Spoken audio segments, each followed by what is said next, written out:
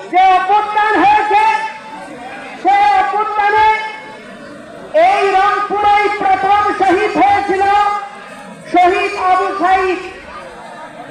কিসের জন্য তিনি আত্মত্যাগ করেছিলেন?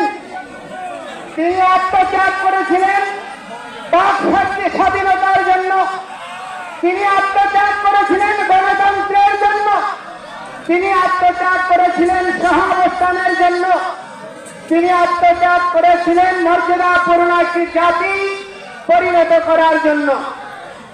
শহীদ রুদ্র আত্মাহুতি দান করেছেন সে আন্দোলনে, একজন মুসলমান একজন হিন্দু। এভাবে পরস্পরের পাশে দাঁড়িয়ে অভ্যুত্থান সাধিত হয়েছে।